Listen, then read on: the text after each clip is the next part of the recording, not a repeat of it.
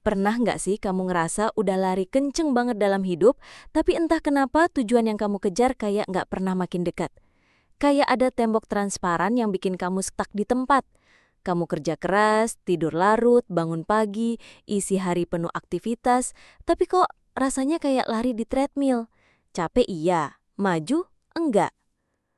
Aku juga pernah di fase itu. Waktu itu aku pikir kalau mau sukses, ya jalannya cuma satu, ngebut. Semua kesempatan diambil, semua target dikejar, semua waktu dipakai buat produktif. Sampai satu titik, aku sadar, yang capek bukan cuma badan, tapi juga hati dan pikiran. Aku ngerasa kayak supir mobil balap yang bahkan nggak tahu balapannya mau ke arah mana.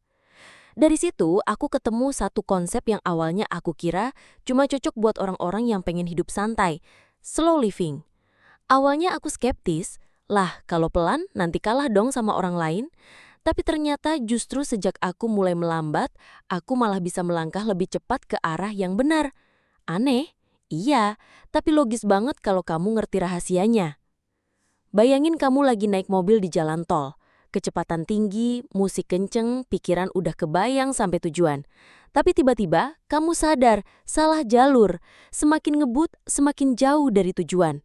Nah, slow living itu ibarat kamu berhenti sebentar di rest area, cek peta, minum air, dan mulai lagi di jalur yang benar. Memang butuh waktu buat berhenti, tapi justru itu yang bikin kamu sampai lebih cepat. Slow living itu bukan berarti hidup males-malesan, bukan berarti bangun siang, rebahan, atau anti kerja keras. Justru sebaliknya, slow living itu kayak strategi seorang pemanah.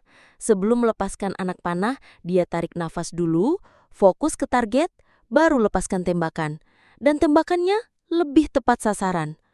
Waktu aku masih hidup dengan ritme kejar-kejaran, aku sering ambil keputusan cepat yang ternyata salah arah. Ambil proyek cuma karena takut ketinggalan. Beli barang cuma karena diskon. Ikut tren cuma biar kelihatan update. Dan akhirnya, banyak energi kebuang sia-sia. Slow living ngajarin aku buat berhenti sebentar, ngecek peta, pastiin kalau jalan yang aku tempuh memang menuju tujuan yang aku mau. Salah satu efek terbesar dari melambat adalah pikiran jadi punya ruang.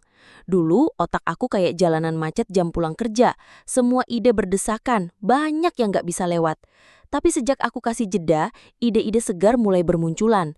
Aku jadi lebih kreatif, lebih jernih mikir, dan yang penting gak gampang panik kalau ada masalah.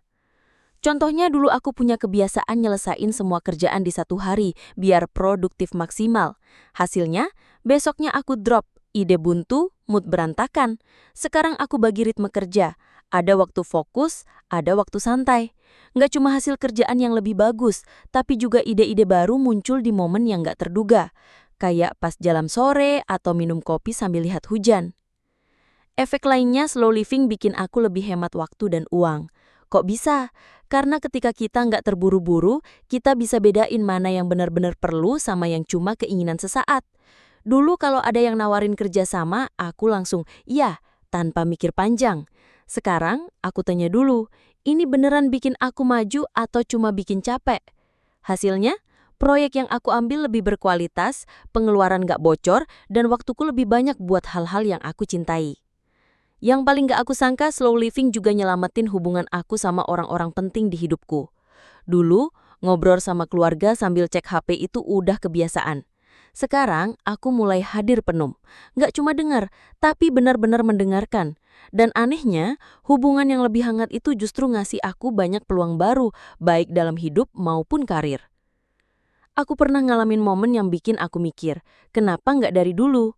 Waktu itu aku sengaja nyisihin satu hari full tanpa kerja. Aku ajak orang tuaku makan siang, ngobrol santai tanpa distraksi. Di tengah obrolan, ayahku cerita satu peluang bisnis dari temannya.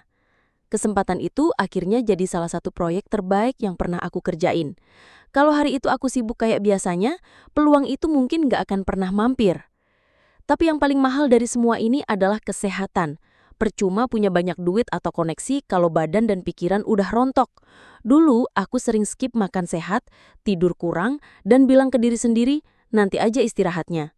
Sekarang, aku sadar badan itu kayak mesin mahal. Kalau dirawat pelan-pelan, dia bisa ngajak kita melangkah jauh. Kalau dipaksa ngebut terus, ya siap-siap mogok di tengah jalan. Dan yang sering dilupain, kesehatan mental itu sama berharganya.